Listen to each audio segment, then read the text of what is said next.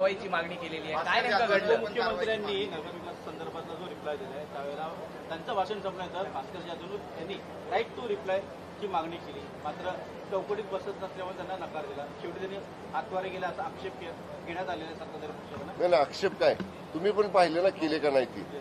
आणि त्याने आक्षेप घेतला म्हणजे आता ऐका, मी सुरुवात करतो थोडीशी.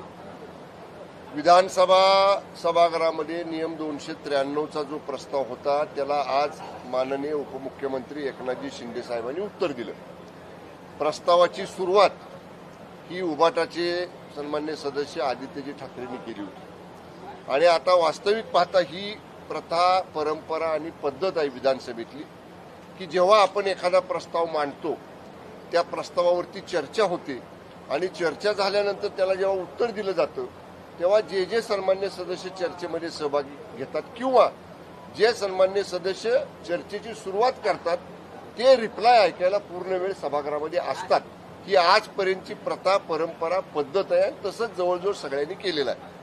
आपण पाहिलं असेल आज माननीय शिंदे साहेबांचा रिप्लाय सुरू असताना ते रिप्लाय संपेपर्यंत उभाटाचे सदस्य ज्यांनी चर्चेला सुरुवात केली ते माननीय आदित्यजी ठाकरे सभागृहामध्ये नव्हते.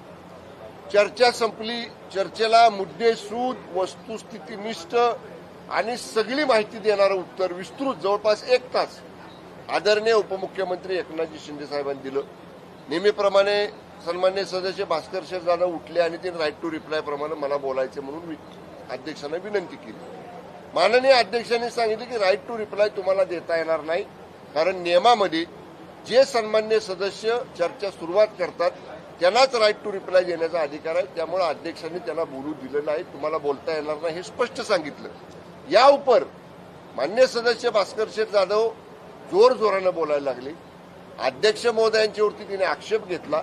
मान्य अध्यक्षांचं बघून, अध्यक्ष महोदयांच्याकडे बघून तिने हातवारे केले आणि तुम्ही कामकाज रिटू शकत नाही, तुम्ही कामकाज रिटून नेऊ शकणार नाही, तुमच्यात हिंमत असेल तर मला सस्पेंड करा, असं माननीय अध्यक्षांना एक प्रकारे चॅलेंज देणारं वक्तव्य सन्मान्य भास्कर जाधवांनी केलं. हे चालू असतानाच चर्चेचं उत्तर ऐकायला न बसलेले, याचा अर्थ काय, तुम्ही जेव्हा हा गोंधळ झाला 2 मिनिटात सभागृहात आदित्य ठाकरे साहेब आले, याचा अर्थ ते कुठंतरी या परिसरातच होते. मग जर तुम्ही विधिमंडळात होता, विधिमंडळाची तुमची आजची उपस्थितीची सही आहे, तर मग तुम्ही स्वतः उपस्थित केलेल्या प्रस्तावाच्या चर्चेचं उत्तर ऐकायला का बसला नाही? मग ते आले आणि आल्यानंतरच आमच्या सगळ्यांच्याकडे समोर बघून ते हातवारे करायला लागले. ते जोरजोरानं काय बोलायला लागले, काय अपशब्द वापरायला लागले. त्या गोंधळामध्ये मग त्यांनी जसे आमच्याकडे हातवारे केले तसे आम्ही सुद्धा त्यांच्याकडे बघून आम्ही सांगितलं की तुम्ही शांत बसा.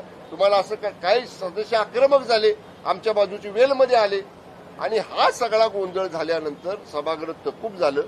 पुन्हा जेव्हा सभागृह मान्य अध्यक्षांनी सुरू केलं तेव्हा मी सभागृहामध्ये मागणी केली की भास्कर जाधवांचं वर्तन हे असंसदीय आहे, माननीय पीठासीन अधिकाऱ्यांचं माननीय विधानसभा अध्यक्षांचा अवमान करणार आहे, माननीय विधानसभा अध्यक्षांवर हेतू आरोप करणार आहे, त्यांच्याकडे बघून हातवारे करणार हे कुठल्याही नियमात बसणार नाही. त्यांच्यावर कारवाई करा आणि चर्चेदरम्यान, उत्तरादरम्यान गैरहजर राहणारे आणि केवळ चर्चा संपल्यानंतर सभागृहात येऊन समोरच्या सत्ताधारी आमदारांकडे बघून हातवारे करून त्याला अर्वाच्य बोलणारे, दमदाटी करणारे हे सगळे व्हिडिओ फुटेज हे अध्यक्ष महोदयांनी तपासावेत. जे काय त्यांच्या खाली बसून शॉर्ट हँड लिहून घेतात कानाला हिअरिंग मशीन लावून, त्यांच्याकडे जर काय रेकॉर्डिंग ह्या दोघांच्या शब्दांचं झालं असेल, आमचंही काढा त्यांचंही काढा, पण त्यांनी केलेलं 100% चुकीचं आहे आणि या दोन्ही सन्मान्य सदस्यांवर चौकशी करून अध्यक्षांनी कारवाई करावी अशी मागणी आम्ही केलेली आहे. आता आम्हाला प्रतीक्षा आहे की माननीय विधानसभा अध्यक्ष महोदयांच्या निर्णयाची. काल मुख्यमंत्र्यांनी ऑफर दिली ठाकरेंना सोबत येण्याची, त्यानंतर कुठेतरी लक्ष्मी दे माझी 3 नंबर हा एक महत्वाचा प्रश्न उपस्थित माझी लक्ष्मी लागलेली आहे. वारंवार विधान भवनात लक्षवेधींवरच जास्त भर दिला जातोय, त्यामागे नेमकं गौड काय आहे असं भास्करराव जाधव म्हणाले. अहो ते आयुध आहे. आता बघा माझी सुद्धा 3ऱ्या नंबरची परिषदेत लक्षवेधी आहे. ऐका 2 नंबरची लक्षवेधी सुरू झाली. आता मला निरोप आला 3 नंबरच्या लक्षवेधीचं उत्तर द्यायला या. आता मला सभागृहात जायचंय. शेवटी सन्मान्य सदस्य त्यांच्या हिताचे प्रश्न मांडतात, त्यांच्या विभागाचे प्रश्न मांडतात, त्यांच्या मतदारसंघाचे प्रश्न मांडतात. त्यामुळे ते आयुध आहे, संसदीय अधिकारात दिलेलं आयुध आहे. त्यामुळे आपल्याला नक्की ते सगळ्या आयोजनाप्रमाणे या खाल्लेल्या मिठाला जागलं नाही साहेब, खाल्लेल्या मिठाला जागलं पाहिजे. जे आरोप केले ते डोळ्यात डोळे घालून करायला हवे होते असं आदित्य ठाकरे म्हणाले. कुणाच्या अहो त्याला पाहिजे ना समोर बसायला डोळ्यात डोळे घालायला. पडून गेलं. तुम्ही बसत नाही, तुम्ही ऐकत नाही, मागे जाऊन तुम्हाला बोला ना सभागृहामध्ये येऊन कुणी कोणाच्या डोळ्यात घालून काय बघायचं काय बोलायचं ते 10 वेळा आमची तयारी आहे. त्यांचंच धाडस नाही समोर येऊन बसायचं. अहो तुम्ही काय केलं 19ला म्हणाव 2019ला तुम्ही मोदी साहेबांचे फोटो लावून निवडून आला, महायुतीतनं निवडून आला.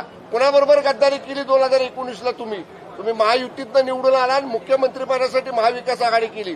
स्वतंत्र डिबेट ठेवा ह्या विषयावर. माझी केव्हाही चर्चा करायची तयारी आहे. माझी विनंती आहे. माझी लक्षवेधी लागलेली आहे. धन्यवाद.